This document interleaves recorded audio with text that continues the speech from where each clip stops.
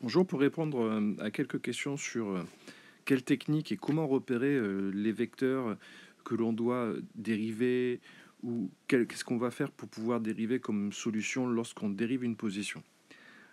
Lorsqu'on dérive une position, donc j'ai pris un exemple simple ici d'un bras qui tourne à partir d'un axe fixe OZ.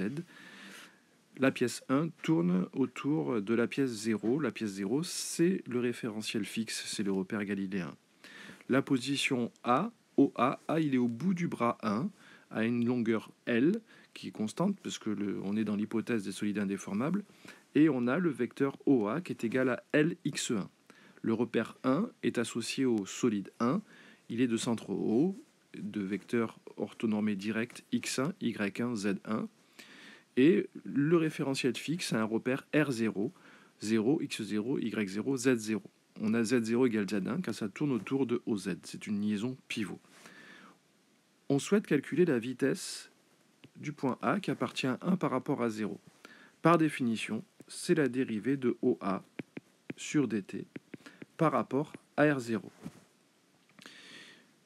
Premier problème, qu'est-ce que je vais choisir comme solution? Comme il faut bien regarder ici par rapport à quel référentiel. On voit que c'est le référentiel 0. Donc, c'est le référentiel R0. À partir de là, on peut se dire, j'ai le choix.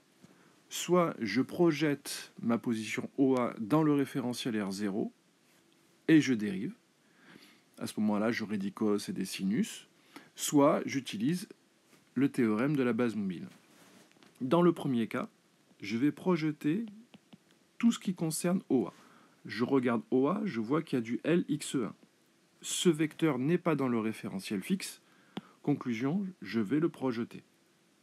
En le projetant, j'aurai du L cos θ x0 plus sin θ y0. Ça y est, je vois que OA, tout est dans le référentiel R0. Donc je peux dériver. À ce moment-là, d de OA sur dt, par rapport à 0, je vois que c'est du L facteur de, si je dérive cosinus θ, j'aurai du moins θ point sinus θ fois x0. Pourquoi? Parce que cosinus θ, c'est une fonction du temps. C'est du f rongé. Quand je dérive ça, je vais avoir première dérivée, c'est θ point. Deuxième dérivée, cosinus de θ, c'est-à-dire du moins sinus θ. Ensuite, je fais la même chose avec sinus θ, donc plus θ point, sinus θ, y0. Ça y est, j'ai ma vitesse. Donc la vitesse de A, qui appartient au solide 1 par rapport à 0, c'est bien du L, θ point, facteur de moins sinus θ, x0, plus... Alors, je crois que je me suis trompé parce que la dérivée de sinus, c'est pas sinus, c'est cosinus ici. Hop, ici, là, j'ai fait une petite faute. Je m'en suis aperçu lorsque j'ai recopié mon résultat. θ point, cosinus θ. Voilà, cosinus θ, y0. On ne peut pas avoir les mêmes choses. La dérivée de sinus, c'est bien du cosinus. J'ai la vitesse. Ça, on va dire que c'est la première approche. Alors cette approche, elle est pénible parce qu'il faut tout projeter dans le référentiel. Deuxième approche, deuxième technique, c'est d'utiliser le théorème de la base mobile, c'est-à-dire la formule de dérivation vectorielle. d de OA sur dt par rapport à 0, c'est quoi? Je regarde ce truc-là. En fait, c'est donc la dérivée.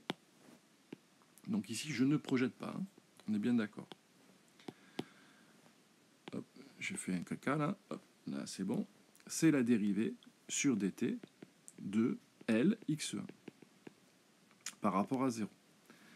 L, c'est une grandeur qui est constante parce que le solide est indéformable. Donc, je ne le dérive pas. Je pourrais le sortir de la dérivée. Il me reste du L dx1 sur dt par rapport à 0. x1 n'appartient pas à R0. Donc, ça veut dire qu'il a un mouvement, il est mobile par rapport à 0. C'est pour ça que je le dérive. Pour ça, j'utilise le théorème de la base mobile. dx1 sur dt par rapport à 0, c'est quoi? Je ne connais pas l'autre base. C'est à moi de décider ce que je vais choisir. Il n'y en a que 2 de base. Donc je vais faire par rapport à 1. Il se trouve que x1, c'est R1. Donc sa dérivée par rapport à lui-même, elle est nulle. Plus oméga de 1 par rapport à 0, vectoriel x1. Il faut que je calcule ce vecteur rotation de 1 par rapport à 0. Lorsque je fais la représentation plane, je vais soustraire le schéma cinématique et je vais juste afficher les vecteurs. Cette représentation plane me dit que finalement, c'est quoi par définition la vecteur vitesse de rotation? Oméga de 1 par rapport à 0, c'est la dérivée du paramètre angulaire θ point porté par l'axe de rotation qui est commun, Z1 ou Z0. Ici, je vais mettre Z1 parce que j'ai un produit vectoriel à faire avec X1. Ça sera beaucoup plus simple. Donc cette formule, finalement, je l'utilise tout le temps, hein, de cette façon-là, moi. dx1 sur dt par rapport à 0, c'est égal à oméga de 1 par rapport à 0, vectoriel x1. C'est beaucoup plus simple et beaucoup plus rapide. Donc à la fin, dx1 sur dt, ça va être du θ.z1 vectoriel x1. X vectoriel y, ça fait z, y vectoriel z, ça fait x, z vectoriel x, ça fait y. Donc ici, j'ai du θ.y1. Si je réunis mes résultats, j'aurai donc la vitesse de A qui appartient à 1 par rapport à 0. Ça va être du L θ.y1. Ce résultat est beaucoup plus compact. Il est exprimé dans le référentiel 1. On n'a pas besoin de le projeter parce qu'on a bien la vitesse de A qui appartient à 1 par rapport à 0. Si le sujet me dit projeter la vitesse dans le référentiel 0, on projettera y1. Et à ce moment-là, on obtiendra le même résultat que tout à l'heure, parce que y1 c'est moins sinus θ x0 plus cosinus θ y0. Voilà. Ici, on calcule la vitesse parce que on a décidé de dériver la position et on voit comment on peut choisir ou bien identifier ce qu'il faut dériver. Une deuxième façon qui est un peu similaire que la dérivation vectorielle, c'est utiliser Varignon. La vitesse de A qui appartient à 1 par rapport à 0, je vais choisir la vitesse de O qui appartient à 1 par rapport à 0. Pourquoi? Parce que la liaison entre 1 et 0, c'est une liaison pivot de centre au haut. Et je connais cette vitesse, c'est vecteur nul. Plus la vitesse de rotation de 1 par rapport à 0, vectoriel OA. Ça, c'est ce qu'on appelle l'utilisation des données cinématiques grâce aux liaisons avec la formule de Varignon. Ici, j'obtiens donc que la vitesse de A qui appartient à 1 par rapport à 0, c'est oméga de 1 par rapport à 0, vectoriel OA. C'est-à-dire θ.z1, vectoriel Lx1. Z vectoriel x, ça fait y1, on obtient du L θ.y1. Effectivement, on se rend compte que entre la base mobile et Varignon, on a à peu près le même temps de calcul. Sauf que sur Varignon, il faut identifier des données cinématiques liées aux liaisons. Voilà les 3 façons de calculer une vitesse et il faut être attentif aux indices, aux référentiels et à ce qu'on veut au départ sur la vitesse d'un point qui appartient à un solide par rapport à un autre solide.